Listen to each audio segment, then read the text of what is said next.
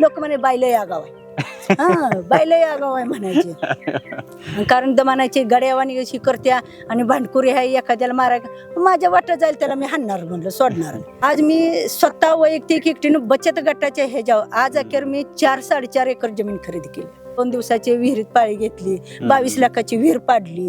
मग ट्रॅक्टर घेतला 1 वर्ष दुसऱ्याला. आता आपण कोण चालवणार, मालक तरी अडाणी. म्हणून म्हणलं काय होईल तर होईल, पडल नाही तर झडल म्हणून त्यांना बसली ट्रॅक्टरवर. स्वतःच बसली.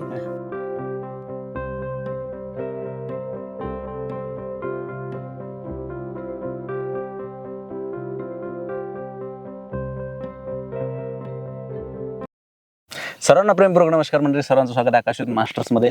मंडळी आज फार एक विशेष टॉपिक तुमच्यासाठी आणलेला आहे. आपण मागच्या व्हिडिओमध्ये पाहिलं की तबला क्षेत्रातील रणरागिणी पाहिली आपण, पण आता वास्तविक जीवनात संघर्ष करून पुढे आलेली रणरागिणी आज आपण पाहणार आहोत. काही दिवसापूर्वी व्हिडिओ पाहिला मी की त्यांनी, ठीक आहे नॉर्मली महिला समजा कष्ट करतात, त्या कष्टातून वर येतात, सगळ्या गोष्टी जिथल्या तिथं करतात, काही अडचण नाही. मात्र हे ज्या पद्धतीनं वर आलेले आहेत काकू आज माझ्यासोबत ज्या बसलेले आहेत ते फार पाहण्यासारखं आहे की बचत गटाच्या याच्यापासून त्यांनी खूप आपला जो आहे तो परिवार पुढे आणला. मग सगळ्याच दृष्टीनं, सांपत्तिक दृष्टीनंही आणि व्यावहारिक दृष्टीनं, सगळ्याच दृष्टीने. आणि विशेष म्हणजे सुरुवातीला त्यांनी चक्क ट्रॅक्टर सुद्धा चालवलेला आहे आणि या एवढ्या संघर्षातून आज त्या पुढे आलेल्या आहेत. मला वाटतं आजचा व्हिडिओ हा स्पेशल महिलांसाठी आहे, ज्या महिला त्यांच्या आयुष्यात समजा कधीतरी होतं की मलाच असं का, माझीच गरीब परिस्थिती का, वगैरे वगैरे या सगळ्या गोष्टी, पण त्या परिस्थितीतून तुम्ही कसं बरी येऊ शकता हे आज काकूंकडे पाहून जे ते आपल्याला शिकायला भेटणार आहे. तेव्हा चला आपण त्यांच्याशी बोलूया. काकू स्वागत आहे, कशा आहात? हा मी ठीक आहे. तुमचं नाव सांगा पहिला. माझे नाव उल्का जगन्नाथ पिसाळ, राहणार कुर्ली, तालुका खानापूर, जिल्हा सांगली. आज एवढा तुम्ही स्वतःचा संसार वर आणलाय, आज हे सगळे दिवस आणि पहिले ते दिवस, काय फरक वाटतो बरं बघून? आताच्या परिस्थितीत मी एकदम खुश आहे, पण पहिली परिस्थिती असं आठवलं म्हणजे खूप वाईट वाटतंय. कारण का तर पहिली परिस्थितीच नव्हती. लग्न झाल्यानंतर असं म्हणजे घरात काहीच नव्हतं, खायला अन्न नव्हतं, का पांघरायला वस्त्र नव्हतं, अशी अवस्था होती. पण त्या ह्याच्यात म्हटलं आता सासू अपंग होती, सासरे आंधळे होते. मग मालक असं शाळा शिकलेला नसला, अडाणी असल्यामुळं गौंड्याच्या हाताखाली 5 रुपये हजरीनास कामाला जायचं. हो 5 रुपये होतं. मग लग्न झाल्यानंतर मी म्हंटल की आठवडाभर काम करायचं आणि 20 नाही तर 30 रुपये यायचं. मग आता ह्या संसारात आंधळी पांगळी माणसं हे सांभाळायचं. 93 सालची. फक्त 30 रुपये आठवड्यावर काम केल्यावर? हो 5 रुपये हाजरी. मग 30 रुपये आता अशी सासू सासरे आम्ही नवरा बायको 4 माणसं जगायचं कसं? मग त्या ह्याच्यावर विचार करून पुन्हा म्हटलं आता आपण जरी आईबापांनी दिलंय मस्त की दुकानदार म्हणून, पण परिस्थिती घरात अशी की खायला अन्नच नाही, अशी अवस्था. आता त्या ईर्ष्यावर म्हटलं आता न बाबा आईबापाच्याकडे गेलं तरी लोक नाव ठेवणार आणि घरी राहिलं तरी पण उपाशी मारायची वेळ येणार. मग काही नाही, आईबापाला सांगितलंच नाही की बाबा मी शेतकऱ्याची आहे, परिस्थिती माझी गरीब आहे. मग मी जायची कामाला, मग मला 5 रुपये हजरी पुन्हा. मग मालकांचं माझं असं आठवड्याकाठी 50-60 रुपये या लागलं. मग आता त्यात काय करायचं, 50-50 आलं तर 10 रुपये शिल्लक ठेवायचं, 50 रुपयाचा बाजार भरायचा, असं करायला काय आता पाव किलो आणायचं. तेवढं सकाळचं 4 माणसात कामाला जायचं तर तेवढंच चांगलं करायचं, आणि संध्याकाळचं बिना तेलाचं बिना ह्याचं केलं तरी कोण बघा येणार आहे, पण पोट भरलं बाद झालं असं करायचं. म्हणजे फक्त पोट भरण्यासाठी खायचं, चव वगैरे कसलं स्वप्नात सुद्धा आठवायचं नाही. नाही. पण मेन किस्सा जो आम्ही व्हिडिओद्वारे बघितला, ट्रॅक्टर कधी घेतलं होतं? ते ट्रॅक्टर घेतला 2007 ला. मग घेतला कसा तो? एवढी परिस्थिती गरीब होती, अशी कामाला जायची. मग ते ट्रॅक्टरची एजन्सी निघाल्यानंतर एजंट लोक या लागले, ट्रॅक्टर कुणाला घ्यायचा आहे का हे म्हणून. मी म्हणलं आम्हाला लोक गरीबासनी कोण देणार आहे, तर तुम्हाला काय घ्यायचं आहे का सांगा. म्हणलं हो, म्हणलं मला घ्यायचाच आहे. मग 1 रुपया भरला नाही, तिने ट्रॅक्टर दिला. थोडी भाऊ सासऱ्यांच्या नावावर जमीन होती, त्याच्यावर लोन चढवून दिलं तिने. मग ट्रॅक्टर घेतला 1 वर्ष दुसऱ्याला. आता आपण कोण चालवणार, मालक तरी अडाणी, म्हणून दुसऱ्याला ड्रायव्हर ठेवला. मग दुसरा ड्रायव्हर ठेवल्यानं ती काय धंदा करणार, रुपया देणार. मग म्हटलं जाऊ द्या ठीक आहे. मग स्वतः मी म्हटलं तेल ही करून डॉक्टर त्या ड्रायव्हर संग जायचं आपण. ती म्हणायचं मालकीन सांगितलं आमचा काय फायदा म्हणून सर ना ते निम्यातनच पळून गेला एक ड्रायव्हर. असं केलं. आता काय करायचं, मी तरी परगावी गेलेली. म्हणलं काय होईल तर होईल, पडल नाही तर झडल म्हणून सर ना बसली ट्रॅक्टरवर, स्वतःच बसली.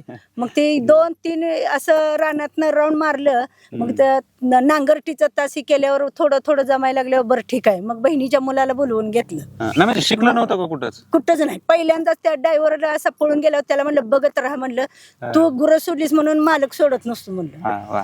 अशा ह्याच्यावर मग तिथनं चालवायला शिकली. मग तिथनं घेऊन आली घरी परगावासनं. हिथं आली आणि हिथं आमच्या शेतात मग एक दिवस पुरा मी ट्रॅक्टर चालवला. म्हणजे येतंय रिवर्स घ्यायला हे जमायला लागल्यावर मग काय नाही, धंदा 4-5 गावचा धंदा करून सगळं असं म्हणजे रोजगार मालकांचा बंद केला आणि माझा बंद केला. पण जेव्हा तुम्ही चालवायला लागल्या तेव्हा मालक मग काय म्हणत नव्हते का? कारण तेव्हा स्त्रियाला एवढं स्वातंत्र्य नसायचं ना. हा, मालक म्हणायचं की माणसं मला नाव ठेवते ती की बाई ट्रॅक्टर चालवत्या, मग तू काय करतोयस. मी म्हणायची काय करतोय, मी तुमची बायको आहे. मग गाव नाव ठेवताय, गाव घरात बायको तुझी उपाशी का मरते, आम्ही का देत नाही असं का म्हणा ना तुम्हाला म्हणलं. तर ते म्हटलं नाही. मग तेल आणायला लावून दिलं, याच नाही जायचं नाही असं. मग चालत जायची याची. मग मालकासनी एक स्कूटी घेतलं, एमईटी घेतली. मग ते एमईटी बी आता मालकासनी कधी कुणाच्या गाडीला हात वर करून बसायचं नाही. मग मीच शिकवली त्यासनी. एमईटी शिकवली, होंडा गाडी शिकवली, सगळं केलं. मग मी बी ती चालू 4 चाकी मी बी शिकली. गाड्या शिकली. सायकलीवर लग्न झाल्यावर सायकलीवर लांब जायचं, सायकलीवर जायची याची. लोक म्हणे बाईला या गाव आहे, बाईला या गाव आहे म्हणायचे. कारण दमानाची गड्यावानी अशी करत्या आणि भांडकुरी आहे, एखाद्याला माराय माझ्या वाटत जाईल त्याला मी हाणणार म्हणलं, सोडणार. मग त्यामुळे मला कोण म्हणजे असं गडे असो नाही तर बाई असो बोलायला जास्त धाडस म्हणजे बोलायची सगळी, पण चुकी करायची नाही. कारण चुकी केली तर बाई सोडणार नाही अशी म्हणायची. नाही पण सुरुवातीला जेव्हा ट्रॅक्टर चालवायला लागलात, आता लोक समजा आपल्याकडं ट्रॅक्टर शक्यतो स्त्रिया नाही चालवतच नव्हत्या. लोक जेव्हा काम द्यायचे तेव्हा विचारायचे नाही का तुम्हीच का असं काही? ती म्हणायची बघा सगळं विचारायची की बाई तू का ही करते. माझी परिस्थिती नाही म्हणलं, घरात लहान मुलं आहे ती. मग ह्यो मुलगा 4-5 वर्षाचा होता. मग मुली ह्या 5-6 वर्षाच्या. मग आता घरात कोण नसायचं, सासरे वारलेलं. मग आता पोटासाठी काय करायचं, सुधारणा करायची कशी. लोकांचा रोज लहान मुलं घेऊन रोजगार करून थकल्यासारखं झालं मला. मग काय जग म्हणाल ती चांगली म्हणेल नाही तर वाईट म्हणतेली. त्या हेतून मी असं म्हणजे धंदा करायला शिकले. मग सगळे 4 गावचा धंदा लेडीज काम करते. मग जो ट्रॅक्टरवाला होता तो सुद्धा म्हणायचा माझा उभा राहू दे पण तुम्हाला काम देतो करायचे असं. मग त्या ह्याच्यावर प्रगती करत गेली. मग पुन्हा लागले ही करायला. मग म्हणलं आता माझं बी तब्येत लागली ही व्हायला म्हटल्यानंतर मग ते ट्रॅक्टर दिला आणि चक्की, डंग, शेवाळ्याची मशीन हे घरगुती उद्योग चालू केला. नाही हाय की हो हाय. आज किती एकर शेती मग तुम्हाला? आज मी स्वतः वैयक्तिक एकटीनं बचत गटाच्या ह्याच्यावर आज अखेर मी 4-4.5 एकर जमीन खरेदी केली. पुन्हा ते 2 एकरच्या नंतर हो ते सोडून का त्याला ती 2 एकर खरेदी केली. नंतर आज गेल्या वर्षी आणखीन 10 लाखाची खरीद केली. 2 दिवसाची विहिरीत पाळी घेतली. 22 लाखाची विहीर पाडली. हो 3000 बचत गटाचंच लोन घेतलं. हो बचत गटाचंच लोन घेतलं. ते फेडलं. लोकांचं पाणी घेऊन शेती ट्रॅक्टरच्या ह्याच्यावर शेती केली तयार आणि लोकांचं पाणी घेऊन ती ऊस केला त्याच्यात आणि ऊसाच पैसे आल्यानंतर विहीर पाडली आणि मग स्वतःच पाणी करून आता 5-6 एकर ऊसच आहे. तुम्ही तर नोकरीवाल्याला मागे टाकलं. मग जिदाचं म्हणजे पण आता जेव्हा एक तो काळ होता ज्यावेळेस संध्याकाळी कधी कधी उपाशी झोपावं लागलं, पण आताचा हा काळ आहे की आज आपला स्वतःचा 5-7 एकर ऊस आहे, हे बघून कसं वाटतं बरं? आता मी मुलाला म्हणते की माझं सगळं समाधान झालंय. मी जेवढं कष्ट केलं तेवढं माझं सगळं समाधान झालंय. मुलाचं लग्न झालं, मुलगी झालं, मुलगीला 2 मुलं झाली, ती मुलाला आता मूल झालं या. त्यामुळे आता लग्न झाली, नातवंड आली, आता आजीचं जमीन झाली, पाणी झाले, सगळ्यात आता समाधान आहे. आता राहिलं काय एक घर आहे तर घराची इच्छा ती काय उद्या म्हणलं तर बांधू शकतो. पण लय लोड आता मी सण केलं पण मुलाला सण नाही होईना तर काय करायचं. त्यामुळं थेंबे थेंबे तळे साचे तर करायचं तसं 2 वर्ष म्हणलं रिक्स कमी करूया बरोबर आहे, आणि नंतर म्हणलं बांधूया. नाही पण आता त्यावेळेस मालक म्हणायचे की बाबा असं नको ट्रॅक्टर चालल्यावर वगैरे वगैरे तुम्ही म्हणलात आता त्याप्रमाणे. मग आज तेव्हा हे सगळं आपलं चांगलं झालेलं तेव्हा जे पाहतात तेव्हा काय मग काय त्यांची प्रतिक्रिया असते तेव्हा? तर काय कोण म्हणायचे ती काय चांगली वागत असेल का आणि ती काय एवढी ही आहे का, मग बाई कुठं ही होती का आणि एवढं चाली होती का आणि एवढं सगळं करायचं म्हणजे ही पैशाचं काय करते कुणास ठाव, कुठं आणत्या कुणास ठाव, हे असं म्हणजे ही व्हायचं. पण मी एकच म्हणायचं की वर परमेश्वराला माहित आणि माझ्या जीवाला माहित.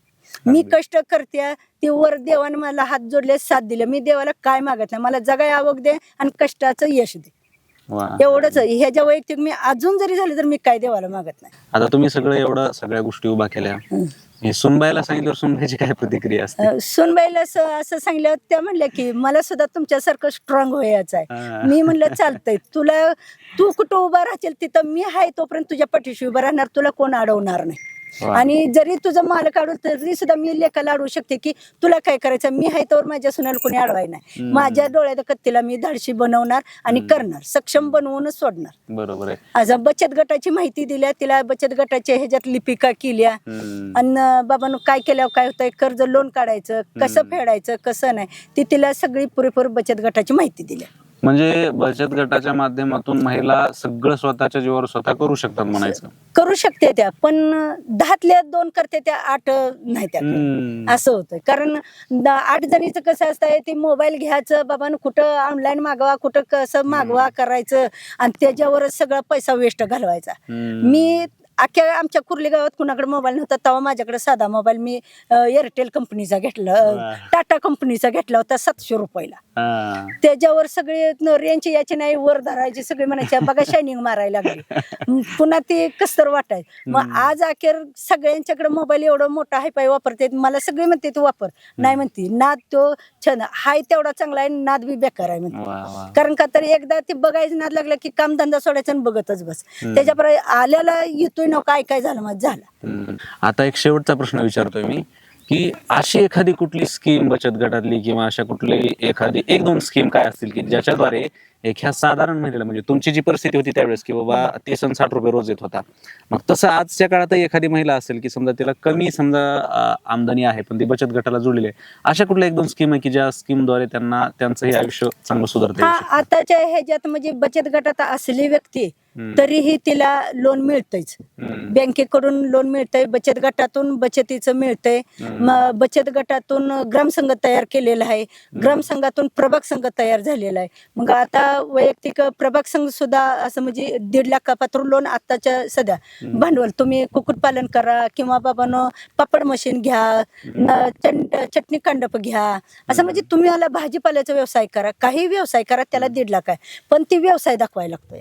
नाहीतर पैसे घेऊन तुम्ही ह्याचं देणं दिलं त्याचं देणं दिलं करून ते उराव घ्यायचं, साहेब लोक दारात यायची, ही अशी तिची पत खराब होती आणि तिच्या संग दुसऱ्या 10 महिलांची होती. त्यामुळं ज्या महिलेला खरोखरच संसार करायचा आहे किंवा आपण पुढे जायचं आहे, त्या महिलेनं जे पैसे आपण सुरुवातीला आम्ही 50,000 रुपये 20,000 दिलत मला सुरुवातीला 20,000 रुपयेवरनं मी 50,000वरनं लाखावरनं आज अखेर 20 लाख मला आत्ता म्हणलं तर बँकेतले देते. कारण व्यवहार म्हणजे आपण कधी म्हणजे थकीत गेलेलं नाही. आणि 1-2 महिना जर लोड झालं काय कारणानं तर मी आधी मेन जाऊन साहेबांची गाठ घेते, साहेब माझी अशी अडचण आहे, त्यामुळे तुम्ही मला फोन करू नका, गटातल्या महिलांनी कळून देऊ नका, कारण का तर माझी बदनामी हो. बरं ठीक आहे, तुम्ही कधी मी अमुक तारखेला भरणार तर भरणार असं मी जाऊन आधीच सांगून येते. त्यामुळे मग साहेब लोकांनी माहिती आहे, त्यामुळे आज अखेर ते 20 लाखापासून मला लोन द्यायला तयार आहे. मी आता कुक्कुटपालनचं प्रकरण केलं या, आता ह्याचा कोर्स आहे ती फॅशन डिझाईन म्हणा, काय मुलांचं वायरमॅनचं कोर्स फुकट प्रशिक्षण भेटतंय, मग त्याचा लाभ महिलांनी विचार करून घ्यायला पाहिजे. बरोबर आहे, अगदी. आणि एखाद्याच बाबांनो मालक दारू पिते ती ही करते ती, हा मग आता त्यांच्या घरात काय राहत नसतंय. आता मस्त आम्ही पण 500ची कोंबडी ना असली तर 20 रुपयाला विकून संसारात मी भर घालून केलंय. बरोबर. पण तसं सगळ्यास नसते ते. रोजगार करते त्या सगळ्या आज हाजरी 500 रुपये महिलेला झाली. हो अगदी. मग असा मस्त आता आमचा म्हणजे तुमच्या वेळेसपेक्षा बरंच आहे म्हणायचं आज. हा 5 रुपयाने रोजगार केलाय. मग आज 500 रुपये हजेरी आहे आणि आमचं टायमिंग होतं 10ला बरोबर वावरात जायचं आणि 6 वाजल्याशिवाय सुट्टी नाही. आज बायका 9ला जाते त्या 5ला बरोबर खुरपा टाकते त्या 10ला कामाला लागते त्या आणि 5ला खुरपा टाकून वाट धरते त्या. आम्हाला शेतात लाईटा लागत होत्या आणि मुलं लहान घेऊन 1.5 महिन्याची मुलं घेऊन मी कामाला जात होते. 1.5 महिन्याची मुलं घेऊन डिलेवरी घरात झाल्या तरी ते आंघोळ पाणी आपल्या आपणच करायचं आणि अर्धा तास झालं की लगेच धारा काढा शेण काढा करायचं. तर आम्हाला सुखाला बी आमच्या कोण नव्हतं. एवढं दुकानात झोपलं की संध्याकाळचं असं डोळ्यातनं मनानं पाणी येऊन ही ब्लाऊज भिजायचं की इतकं म्हणजे जीवाला पश्चाताप वाटायचा. कोण मनाचं मन मोकळं करायचं कुठं करायचं कुणापाशी करायचं असं म्हणजे वाटे. आपल्या ह्या जगात कोणच नाही. आई बापाला सांगावं तर पुन्हा म्हणणार आईबाप झुरणार की काय बघून आपण दिलं पोरगीचं वाटोळ झालं. त्याच्या परस आई बापाला त्रास द्यायचा नाही. बरोबर. त्या काळात ह्या गोष्टी महत्वाच्या नाही.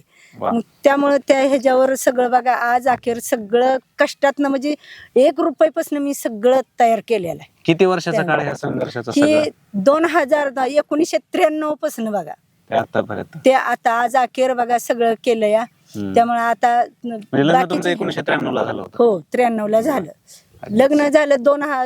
24/2/93 झालं. ते 24/4 पासून 4थ्या महिन्यात एप्रिल पासून जी कष्टाला सुरुवात केली ते आज अखेर बघा म्हणजे असं आहे. खूप खूप धन्यवाद. खूप छान वाटलं तुमच्याशी बोलून आज.